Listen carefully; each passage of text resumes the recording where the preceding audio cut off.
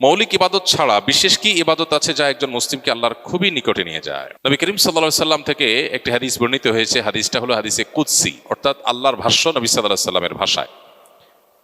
হাদিসটি বেশ প্রসিদ্ধ, সহিহ বুখারী সহ বিভিন্ন হাদিসের কিতাবে বর্ণিত হয়েছে। নবী সাল্লাল্লাহু আলাইহি সাল্লাম ইরশাদ করেছেন যে আল্লাহ রাব্বুল আলামিন বলেছেন তাকে, আল্লাহ বলছেন, মা তাকাররাবা ইলাইয়া আবদুন বিশাইইন আহাব্বু ইলাইয়া মিম্মা আফতারাতু আলাইহি।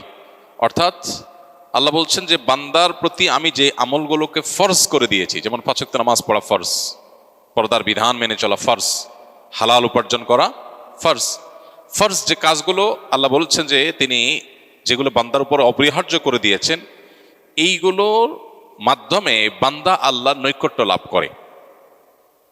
আল্লাহর নৈকট্য লাভের, আল্লাহর প্রিয় পাত্র হওয়ার, আল্লাহর প্রিয়জন হওয়ার সবচাইতে নিকটতম উপায় হলো, সবচেয়ে কার্যকর উপায় হলো ফরজ আমলগুলো করা।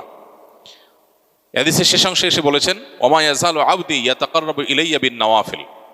আর ফরজ আমলের পর বান্দা যখন নফল আমল করতে থাকে, তখন নফল আমলগুলো করতে করতে করতে করতে বান্দা আল্লাহর অনেক বেশি নৈকট্য অর্জন করতে পারে।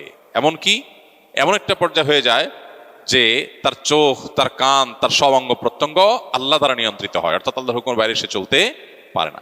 এই জন্য আল্লাহ নৈকট্য লাভের জন্য আমাদের উচিত ফরজ আমলগুলোকে সবচেয়ে গুরুত্বের সাথে করা।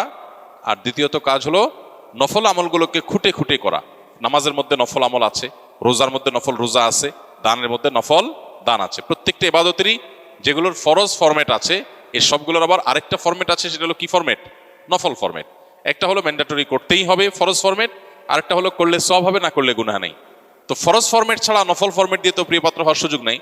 5 ওয়াক্ত নামাজ না পড়লে কেউ আল্লাহর প্রিয়পাত্র হওয়ার সুযোগ নাই। অনেকে দেখবেন আজকাল দাবি করে সে তারা আল্লাহর ওলি হয়ে যাচ্ছে, ওলি হওয়ার পথে যাচ্ছে, নামাজের খবর নেই, ফরজের খবর নেই।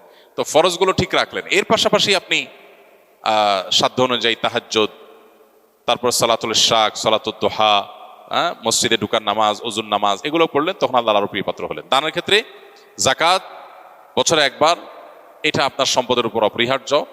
এর পাশাপাশি আপনি যদি নফল দান করেন মসজিদে, মাদ্রাসায়, গরিব দুঃখীকে, আত্মীয় স্বজনকে, প্রতিবেশীকে, অভাবী মানুষকে, তাহলে এর মাধ্যমে আল্লাহর আরো প্রিয়পাত্র হয়ে উঠতে পারবেন।